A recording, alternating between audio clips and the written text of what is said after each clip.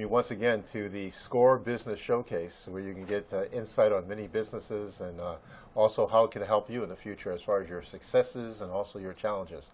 Today, we have a special guest with us, Yvette Beltran, who's in an unusual business, at least from my perspective it is, but it's out there, many people are involved in it, and she's in the tattoo business. Welcome. Thank you, Yvette. Steve. How are you? Thank you for having me. Glad to have you. Now, what made you decide to get in this type of business? Well, I never thought that I was going to get into this business. What happens is when I started just basically any business, this is my third business, I was just a child that always thought out of the box, you know, coming from humble beginnings, being challenged by adversity. I made it myself to the first 12 years of my life after my first, marriage, that I was going to be the best domestic engineer. So that's where my journey begins. Because from there, I learned how to be a good steward, a good homemaker, good guide, good everything. So I got the PhD in the hard knocks. Then at 30, 24 years later, I met the person that I'm with right now, and he's the one that I started the business of entrepreneurship. And my first business was, he was a law enforcement. Because I had it in me of nurturing, growing, finances. He was my first person that I took on, and I wanted to grow and make something out of it. So one day he says, what do you think we could make money out of? And I said, well, you're law enforcement. Let's have a license. Let's get into this. So I started little by little developing and creating my first business, which was very successful.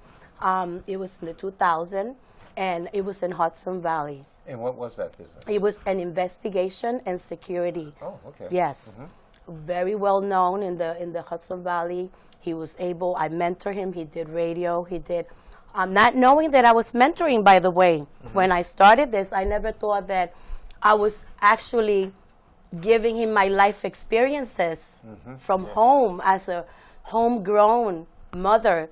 Just that nature, that's where I developed that skill set, where I was just mentoring somebody that was not able to cross the boundaries. I was able to encourage and build, and I got my first one. He was able to do the board member. I was the behind the scene, but I was running, and in there I developed, always loved customer service. My first job was being a customer service. In between being a mother, I will go back and forth in society, and I will just get in touch, and that's how I learned.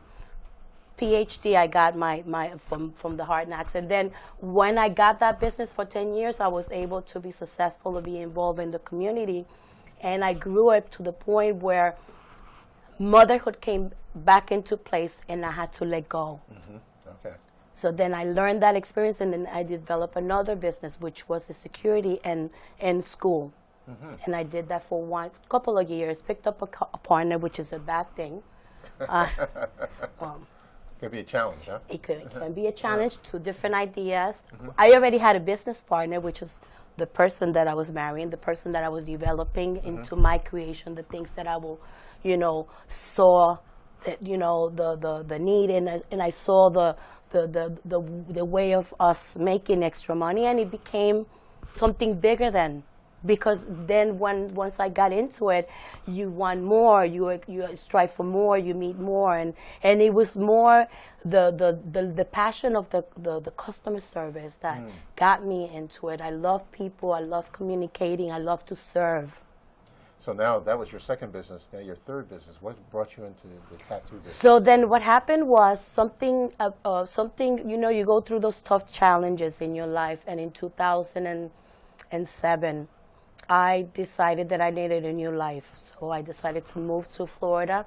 It was a very tough time for both of us, because he needed to stay here, and I needed to pursue something different because of motherhood. And so in there, I had a nephew that he had a tattoo shop. Now, meanwhile, my husband, he's been in law enforcement, but he also had that creativity. he had the passion for drawing. Huh. When I met him, all he drew was superheroes and things like that. And I used to nurture that. I used to encourage that. He made a little business of making T-shirts, but that was not a big deal. That was me. I saw that he was following, and he was able to receive that from me. So that I was able to nourish that part of him while we were growing in other things, because I felt that I always have to hold on to that. And then my kids, one was an artist and the other one wasn't. So it was kind of growing in the family. So in 2007, when the world collapsed and I needed to change my life, he was here, and then I thought about it, and then I said, like, my brain idea, I said, you should start tattooing. You should start giving, having something to look forward to in the morning. And so I started mentoring him over the phone for 4 years. He will come visit me every month, and every day I will talk to him about how he was doing, and he will get discouraged. And so that happened for like 5 years. And then nephew was in New York City. He was doing well, and then decided to move the business to Bridgeport while my husband was under his mentorship. Because in order for you to become a tattoo artist, you have to transition. You have to first become an artist if you don't have it in you. Then, of course, it could be developed, but I think it's more I don't have it in me. I'm still building sticks. But I do have the creative idea where I see somebody's talents and skill set, and I could build them. Okay, all right. So then so he was good. We moved, and one thing led to another. He became a good artist. So you're like the art director. Pretty much. Art director, mentor, because from there we took on the business, My nephew decided to go back to the lifestyle that he was living, which was the service.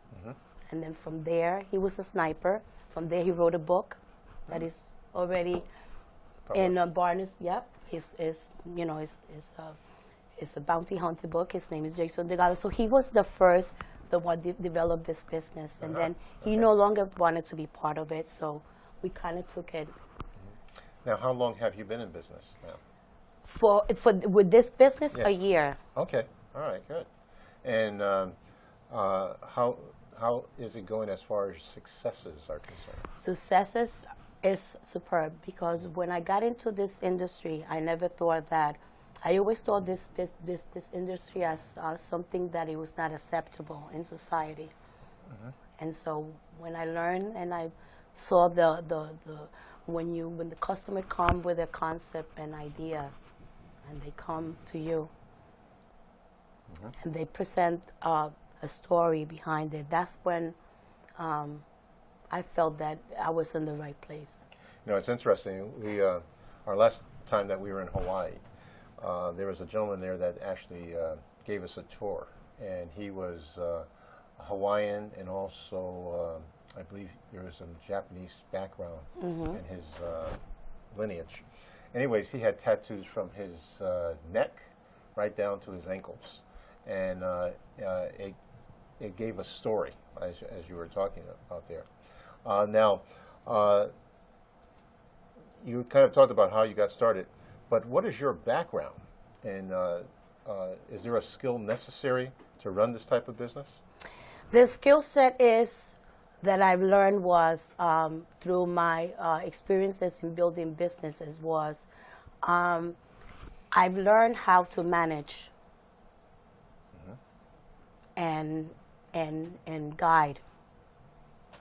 So by managing and guiding and customer service, that made me someone that will fit perfect in any type of industry.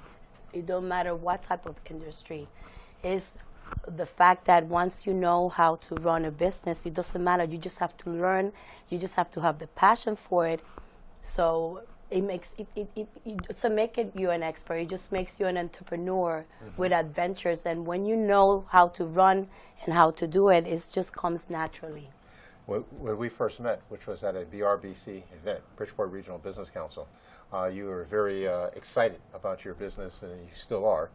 Now, what are you doing, though, to market your business to the community? Market my business by me just walking around and just, I bring, for some reason, light to people, and they stop me. And so that's an opening door for me. I just talk about what we do. I don't do only tattoos. I have many other things that I do inside the shop. And so that's the opening. I network, go to different events, anywhere. Basically, it's anywhere that you go. It could be a public place, in a restaurant. This is an industry the industry that I am is everywhere. I could market myself everywhere. Now, bringing that up about your business, and I know your concerns when you first got involved in it. I know one of the things that if you go into a hospital, all right, they ask you, do you have any tattoos? How does that affect the person or your business as far as that is concerned? It has not affected, to be honest. I mean, I thought when I was getting into this business, I never believed in tattooing. I never had a tattoo when I first started it. I never saw the need for it. But then when I got into it and I understood all these people that had all these tattoos, and I understood there was a message across. Of course, there's many people that don't understand the message. Now, when it comes down to the hospital setting, we never had an issue when it comes down to anyone that has any complaints or told us anything about any experiences when they go to a hospital setting, whether it was damage to themselves. There has not been a history. Okay. In my life. Well, now I'm bringing that up. Is there any concerns? Matter of fact, when a person does get tattooed, is there any concerns that they need to be thinking about as far as medically is concerned, or health, anything of that nature? Well, so far, medically, we have not had any track record where anyone cannot do a tattoo for medical reasons. Yes, when you're pregnant, you're not supposed to, because you're carrying a child, and yes, the ink goes in through your system. But it has never been an issue when it comes down to health issues. Okay, all right, good. Our audience might be thinking about it. That just came to my mind. Now, where do you see your business in the next 5 years? I see it grow, and I want to franchise, because not only do I do tattoos, I do piercings. I have a mobile store. I want to carry that, like a mobile, delivery type of thing. Pretty soon we're going to opening machines. My husband builds machines too. He used to, and then he stopped, and now we're going to start. And then we have the piercings, the laser. I mean, we have many stuff. So I'm creating a franchise from this. Now, do you have employees right now? Yes, we do. And how many? Right now, we have 2 artists, and 1 is being seasoned. That means that we have the apprentices program where we hire already a artist that has the experience in art to make that transition. And then Theo, one of the artists, he will train him to transition to become a tattoo artist. And the program runs for a year. And they have to sign for 5 years with us. And so that's how we bring new artists. So it sounds like a contract. Yes, it is. Now, are you presently hiring also? Yes. I'm looking for 2 more artists that at least have minimum 2 years of background of either school or really is good at the art. And 1, I would like to train 1 piercer. I'm looking for a piercer. They do have to sign a contract for 5 years, because I'm putting all this hard work and investing time. Now, with your business, describe your clients, your clientele, the person that you're looking for. Clients, we have them conservative, from all walks of life. The tattoo industry, the way that I run my business is not looked as a tattoo. place. It's look like more like a home, calming, welcoming type of. And so people, when they come and look at the place and they already feel at home. So people from different backgrounds, doctors, lawyers, teachers, educators, nowadays, anybody, because it has a meaning. Now, why would your customer or a customer select you over your competition? Well, we're very strong in customer service. I will not have any customers leave with not being satisfied. We care, we listen. It's something that you're going to have for life. So they have noticed that my attention to detail and customer service and the atmosphere that I'm creating is totally different than the typical old tradition tattoo shops. Now, you really don't hear too much about customer service these days because, when it comes to customer service, there is none. So it's good. It's refreshing to hear that you do have that out there for your clientele. Now, you mentioned about hiring and things of that nature. Do you have an apprentice program? Yes. Yes. I have the apprentice program, and what it requires for the person is at least 2 years of of associate's degree in art, because I find that it's easier to have the transition made from artist to a tattoo. I also nurture the art. They're supposed to create art because that's part of the program, and once they spend at least 1,000 hours, which is a minimum of it's almost a year, then you will sign a contract with us. And then after that, that's the requirement by the state of Connecticut, by the way, that a person that is a tattoo has to be under a professional to make sure that, yes, it takes 5 years for that person to really say, okay, I'm a real tattoo artist and I was working in a professional environment. So there's an amount of safety. There is, because they used to not control. The state of Connecticut never used to control any tattoo artist, but when I came into play for some reason, that's when all the laws as far as that was concerned, got implemented, and is forcing all the little and the moms and pops that run shops. So in other words, there's a license now that you need? You do need to be in a reputable place, work in a reputable place that will vouch that you did work and have the necessary experience of 5 years under somebody that was professional. Okay. Yes. So it's not like it used to be before. Now the agencies and governments are recognizing that there is an industry out there, and it's productive, it's luxurious, and it's not a necessity, but it's not a need, but it's becoming a need. A need. It's becoming a need. I have clients that calls me, I need to get tattooed today. So to my surprise. Interesting. Yes, it's like food. Now, so with that in mind, how do you see the future of your business? The business is going to blow up. It's never going to stop. Never. This is just it's new. I'm changing it to view tattoo as I view it. It has a meaning to it. It's when it's tastefully made. Of course, I'm not the one that I'm going to have tattoo all over myself, but I do understand the art and why they do it. I have 3 after that. They do mean a lot, and I could die from them. I won't say that I will cover myself. That's not going to happen. But I do have 2 more projects, and that was it. Because I understand why people do it now. To me, a conservative lady that was brought up in a Christian environment, to me, I see the meaning. The stories that customer come.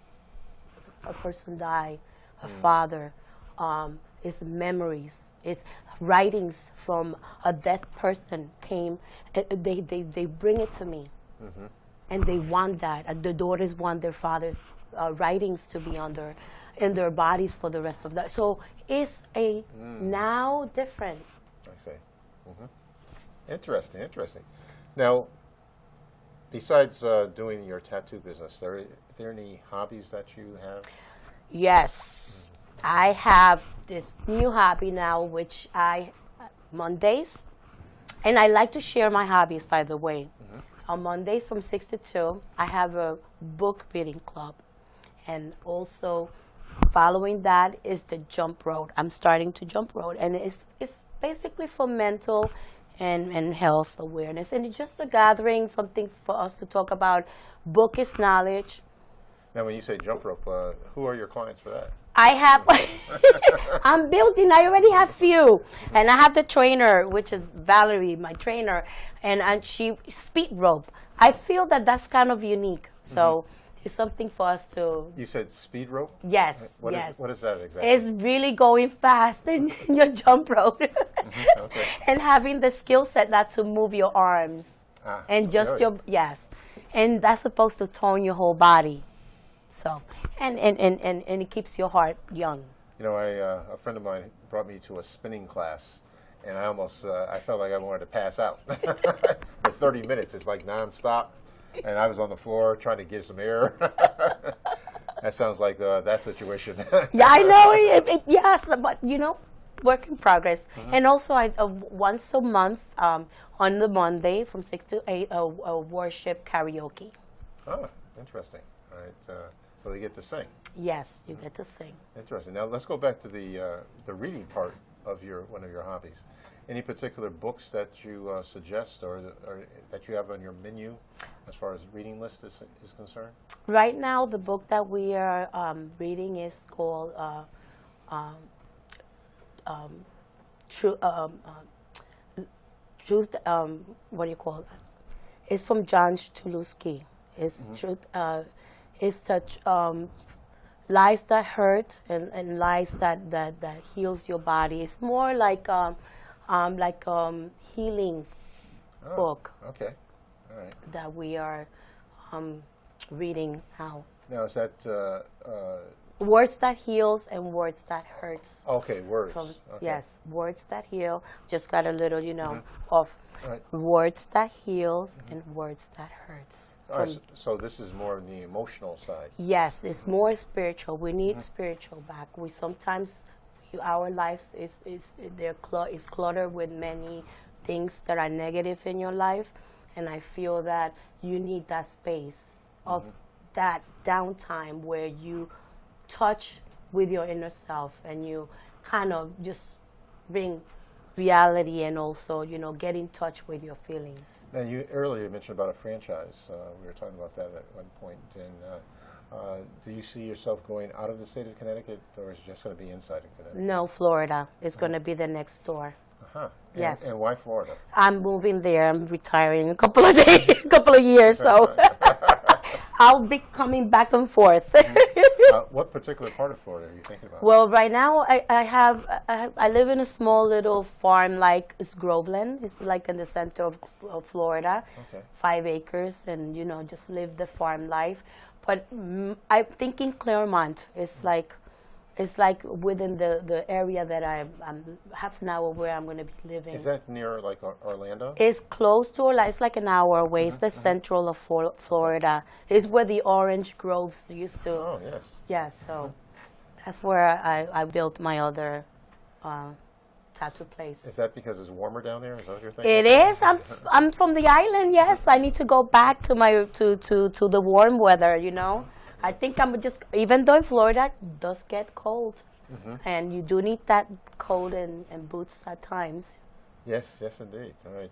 Now, when you think about tattooing, has there been an experience that stands out in your mind as far as that's been successful, that a person that had a story to tell about their tattoo, anything in particular? Oh, yes, many of them.